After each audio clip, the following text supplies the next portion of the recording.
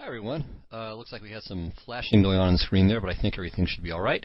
Anyway, this is National Master Dennis Monokroussos, and this week we're going to take a look at the number 14 game in the U.S. Chess League's 2007 Game of the Year Countdown. White in this game was Eric Tangborn, who plays for the Seattle team, and black was Davorin Kuljasevic. I hope I'm not butchering his name. Who played for the league-winning team, the Dallas Destiny. This was played in the 8th week of the season. And I believe that as long as Kuljasevic didn't lose this game, his team would win. And in fact, he went on to win this game. So anyway, let's take a look at the game now. And it begins d4, knight f6, knight f3, c5, d5, b5, and now bishop to g5.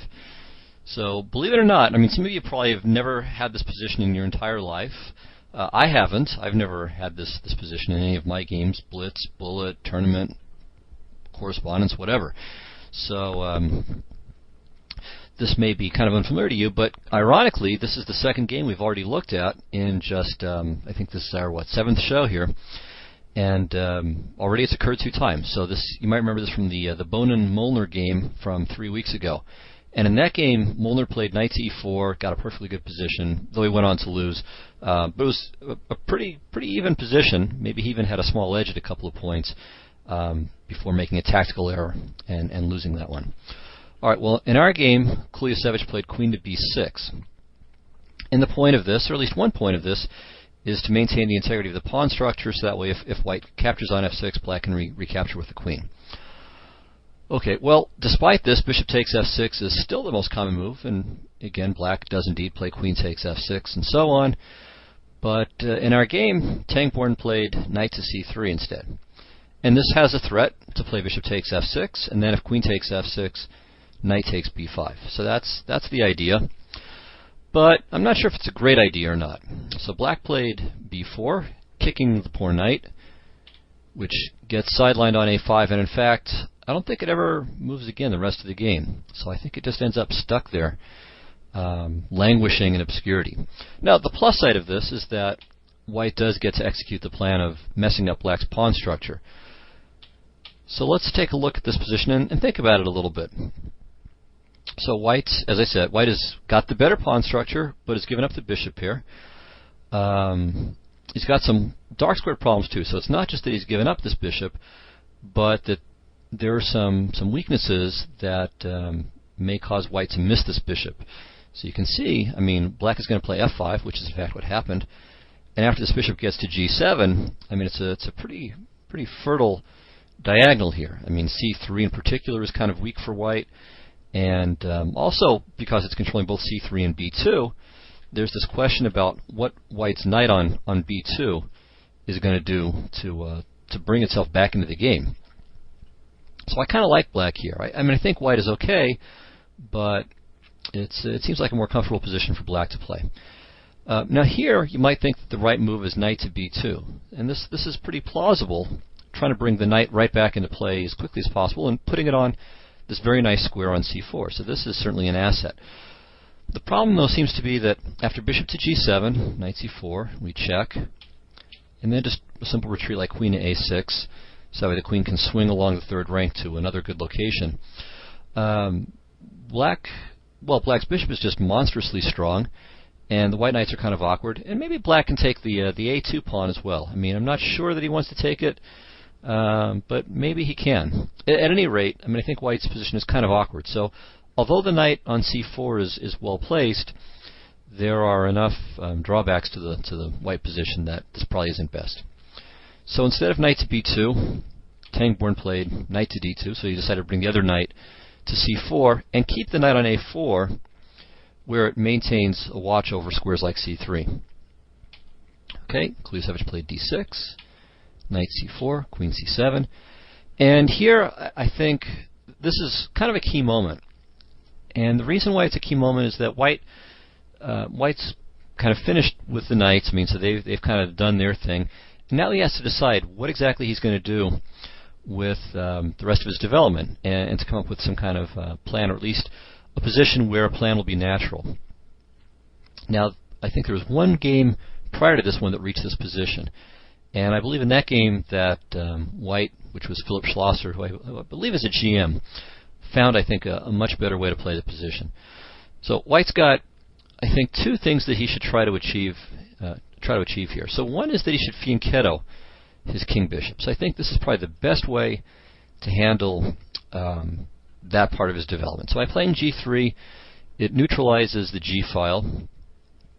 It puts the bishop on a decent diagonal too. And one reason why it's a decent diagonal is that part of Black's plan is probably at some point to play a move like e6 or e5. I mean, he's going to finish the rest of his development first. He'll play bishop to g7. He'll play the knight to d7. Excuse me.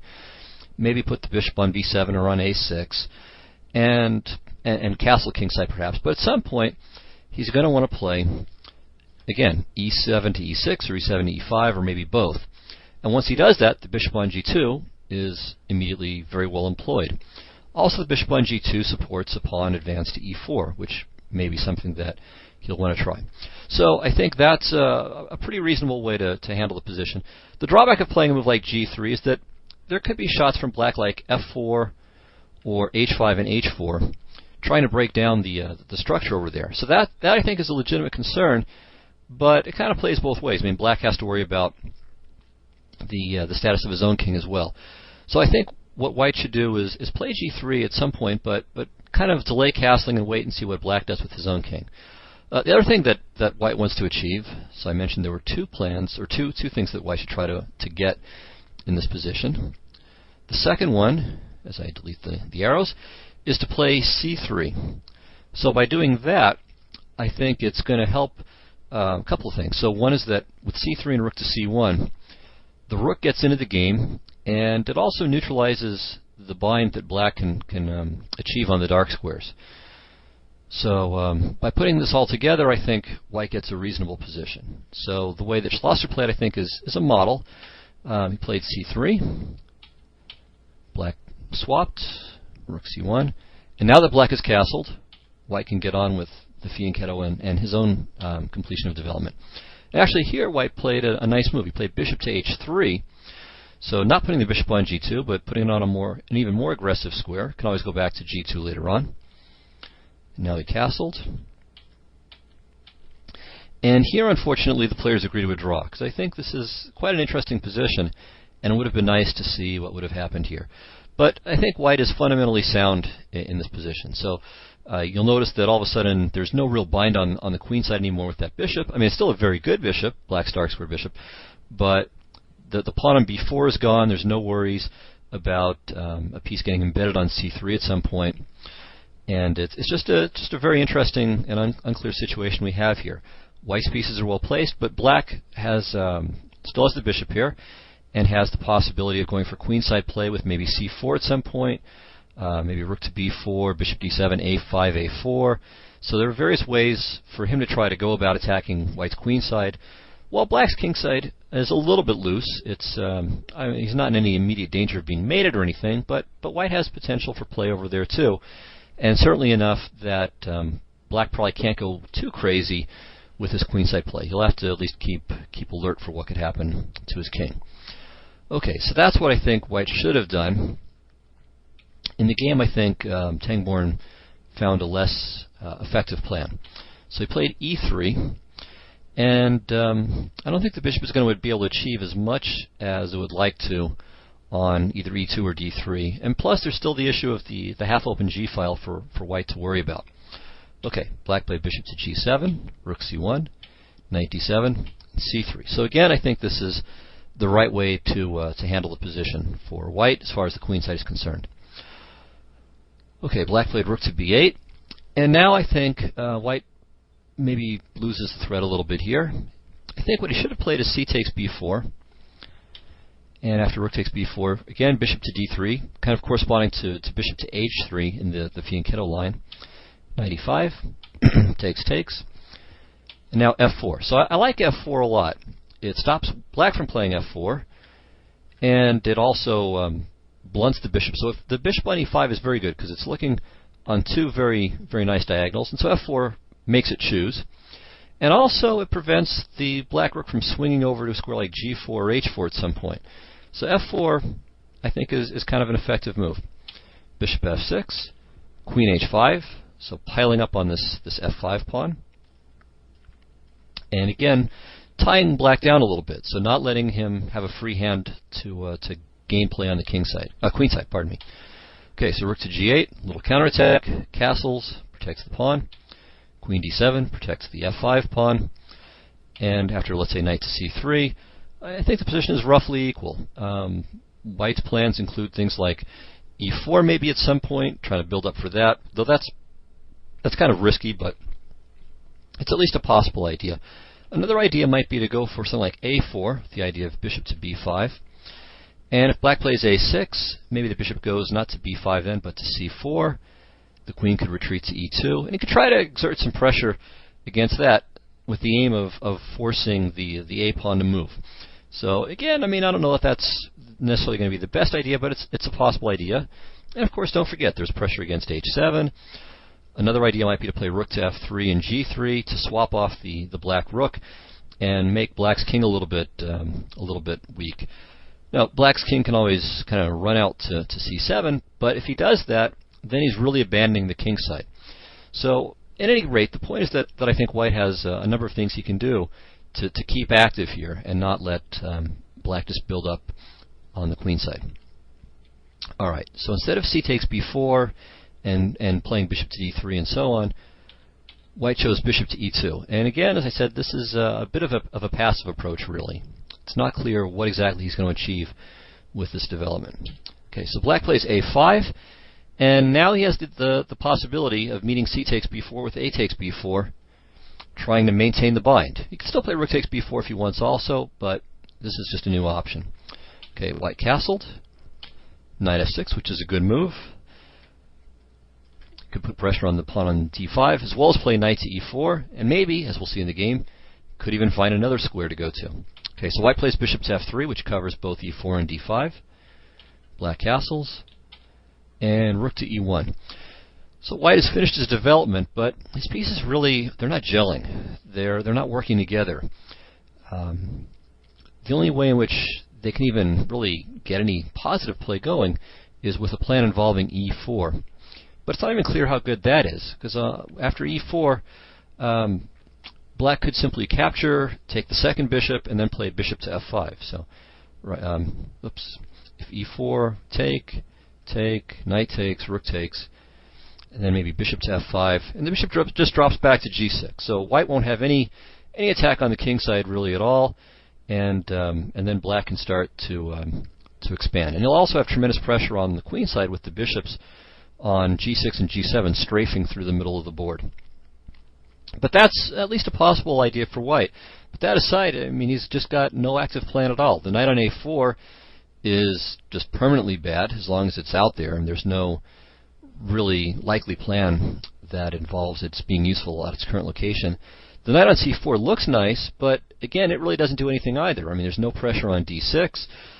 White's pawn isn't going to make it to e5, at least not for a long time. I mean, if you try to plan with f3 and e4, I mean, even there, I mean, getting a pawn to e5 is useless.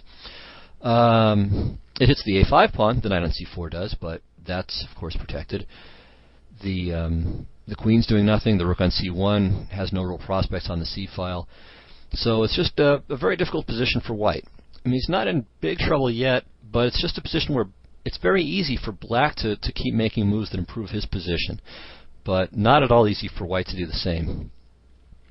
Okay, so black plays rook to d8, and this is, again, a perfect illustration of a way in which black can really make his position better and more lively, and create some new things for white to worry about.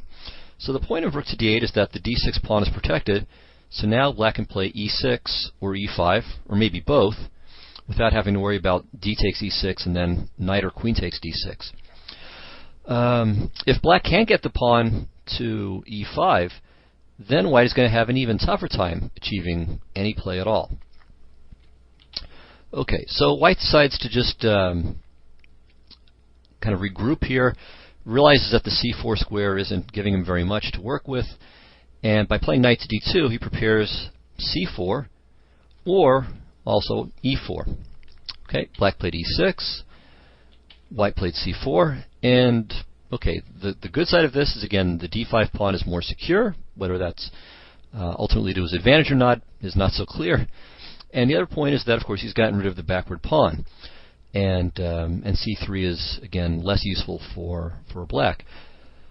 On the downside, of course, c4 is no longer available to his pieces, and with the center fixed, now black is going to start to play on the king side. So he plays e5, and now I think white has maybe a last chance to get some life here. So what he should play is e4. Again, just fighting for some space, not letting black get complete control over the remaining 4 open files on the king side. So after e4, black can play bishop to h6, which is a good move, redeploying the bishop on a more active diagonal. But still, I think after something like e takes f5, bishop f5, and then rook to a1, with the idea of following up with knight to e4, I think white is just in time to be okay here. And I think this position is probably equal. If black could have gotten e4 in here safely, then of course he'd have an advantage, but he can't. So I think this would have been, again, white's last best chance to achieve a decent position. In the game he plays knight to f1, which is just, again, another really passive move. But it's hard to see exactly how black can exploit this. And maybe white's thinking of something like this. If black tries f4, well, no problem. We play e4, and we've got everything kind of blockaded. On the other hand, if black plays e4, well, okay, the bishop retreats, but now black has some problems with the dark squares. So white can try to maneuver a knight to f4, or in some other way, just take advantage of the weakness of the dark squares like f4 and maybe g5 and so on. So it looks like the position would become really static, and there wouldn't be very much for black to be able to do with it. So I think that's not quite right, but it's a plausible idea.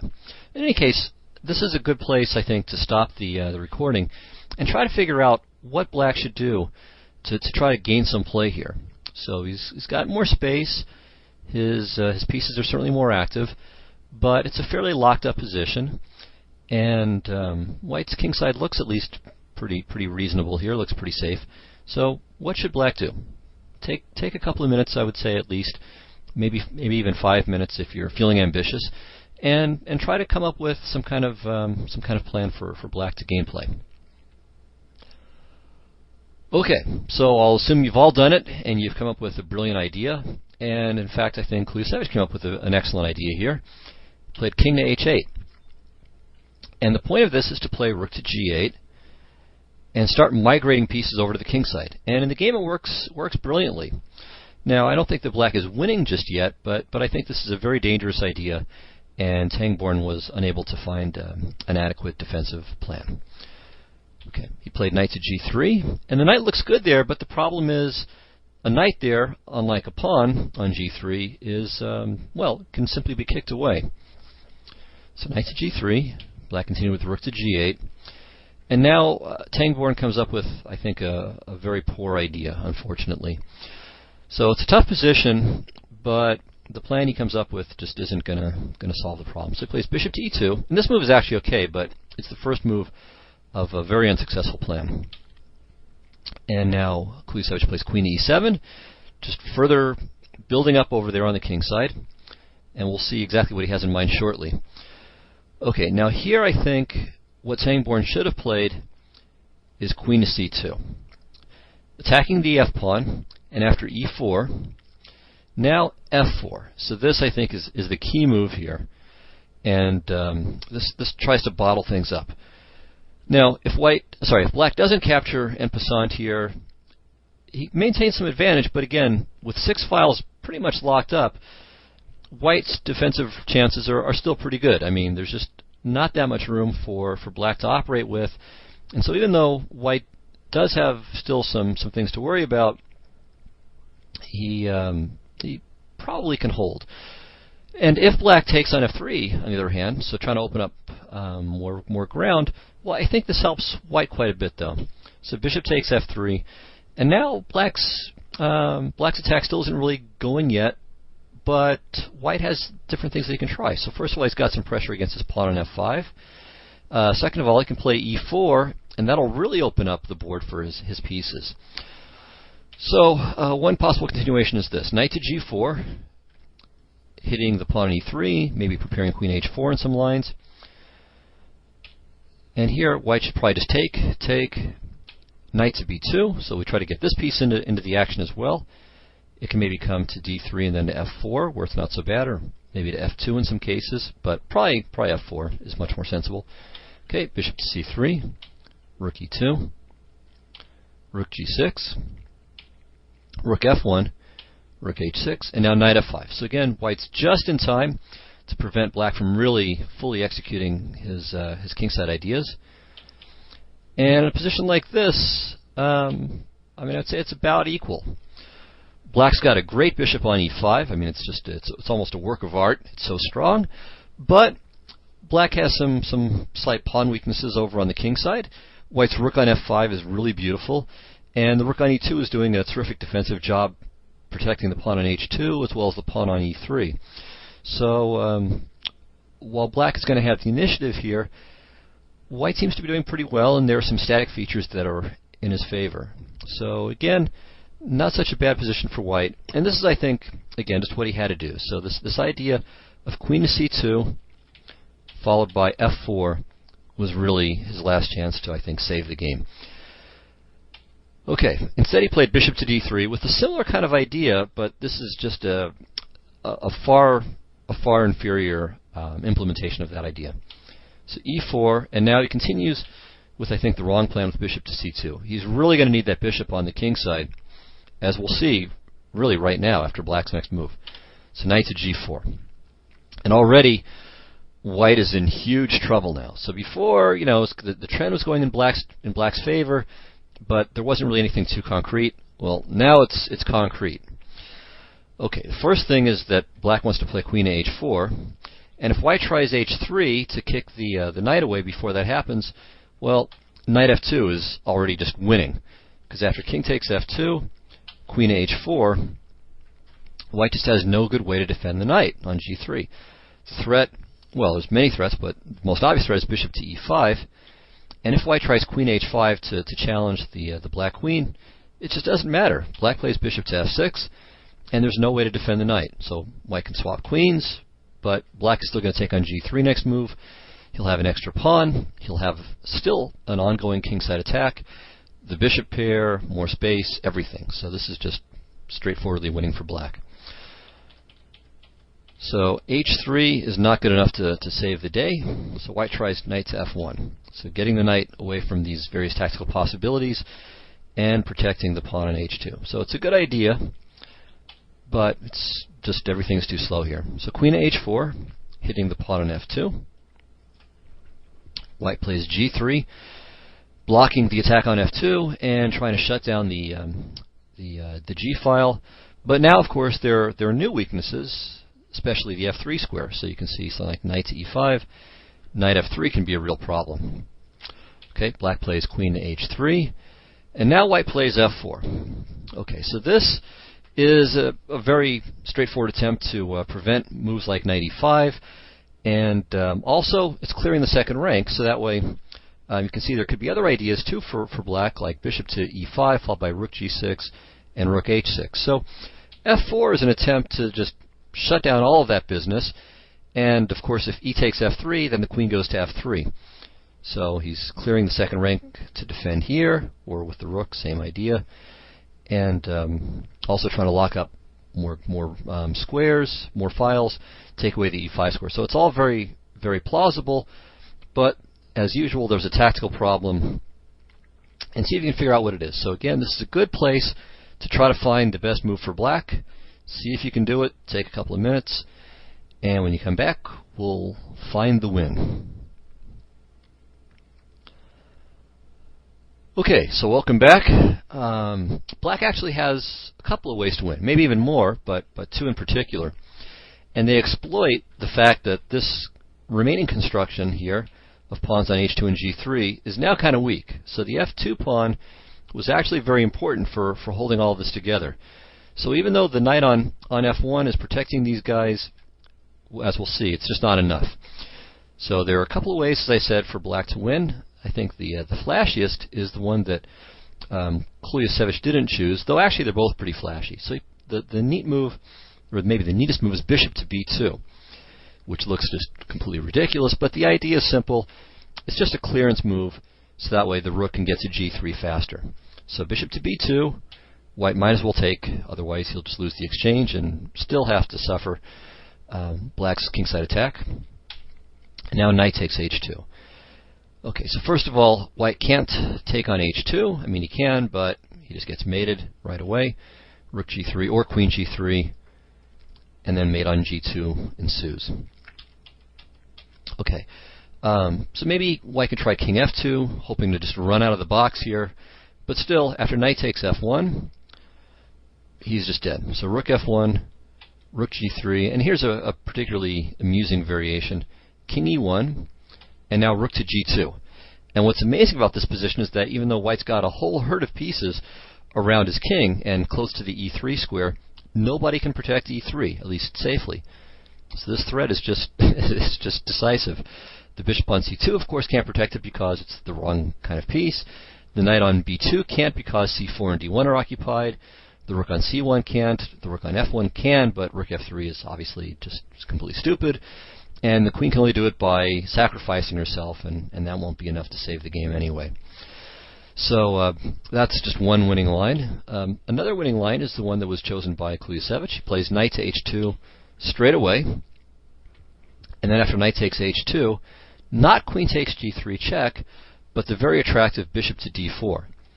So a very nice move, not only because it's, of course, clearing the path for the rook to hit the pawn on g3, but because the bishop on d4 is also going to be very useful, hitting the pawn on e3.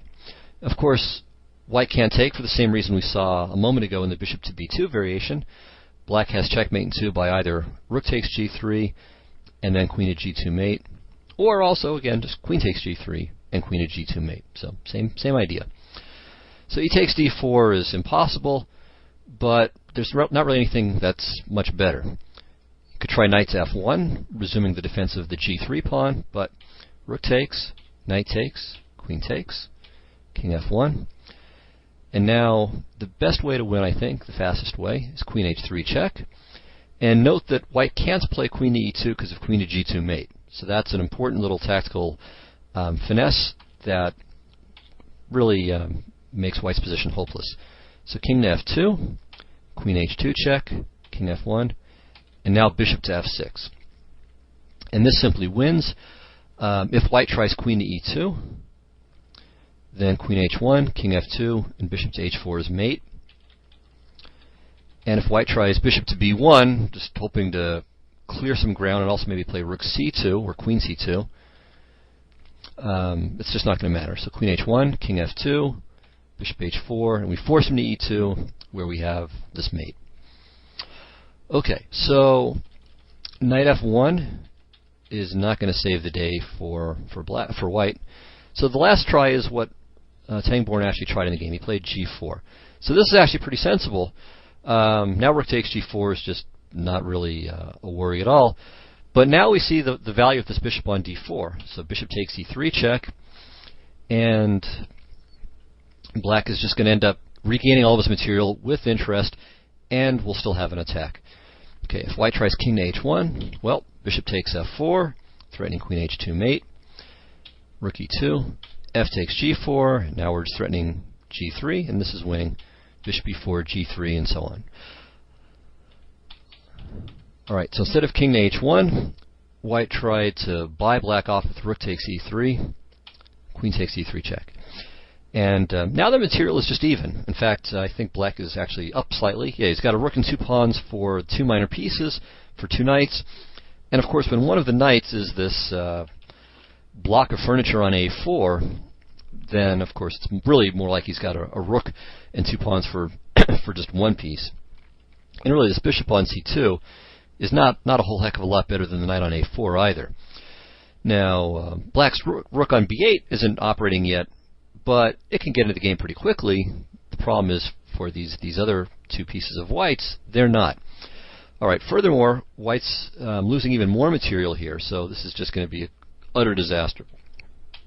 King h1, f takes g4. So now the threat is to just play g3 and then g2 and keep on trucking. G1 or queen to g3 would even are both possible there too. Okay, so white plays queen to g1, queen takes f4. So now black has a rook and 4 pawns, and they're connected pass pawns for the 2 minor pieces. So this is completely resignable, but happily we get to see a few more moves because the end is kind of nice. Okay, rook f1, queen e5, and here black doesn't have to worry about rook takes f7 because he just plays g3, and if the knight moves away, g2 wins the queen. So white plays rook to f2 with an idea, but it's not anywhere near enough. And black finishes the game with a series of just hammer blows, one after another. Really a lot of fun to finish a game the way that Kuljasevic does now. So he starts off with g3, forking the knight and the rook. Okay, this was white's defensive idea, rook to g2, with the point that if black played g takes h2, it would be an absolutely horrible conclusion. Rook takes g8 is mate.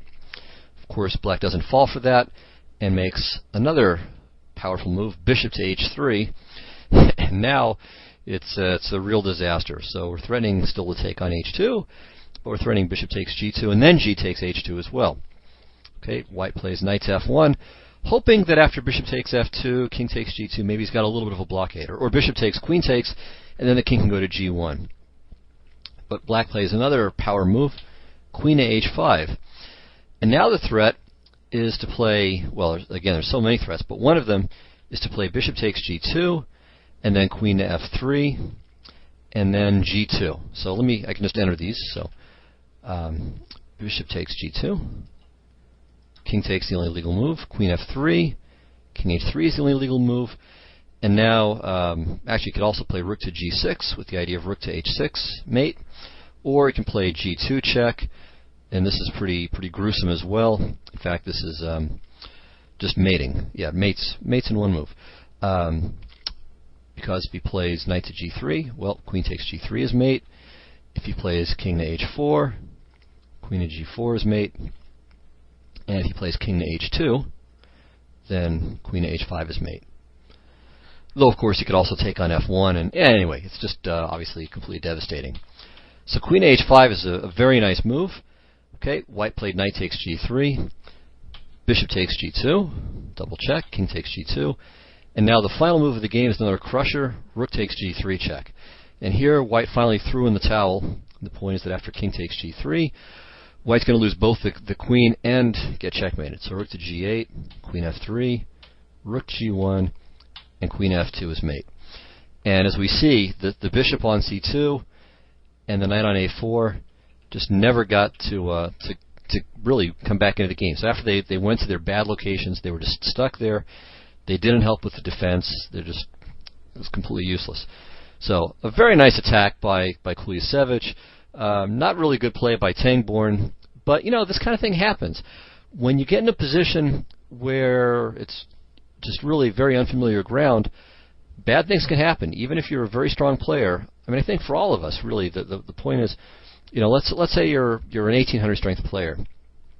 Well, what that means, or what it can mean, is that in positions that you're familiar with, maybe you can play like a 1900 or even a 2000 strength player, but there are positions where you're less familiar with what to do, and there you're maybe a 1600 or a 1500. And I think that really holds, wherever you are on the food chain. I'm near 2400. Some positions I can play maybe even like a 2500, but other positions I'll play like a 2100 or maybe even a 2000 if it's really unfamiliar. So that's, I think, what happened to Tangborn. I mean, he got in a position where the familiar landmarks just weren't there for him, and he didn't know what to do. And black found a good idea. So black found this great idea with king to h8, and then rook to g8, and just building up, and white just had no idea how to defend against it and got rolled off the board.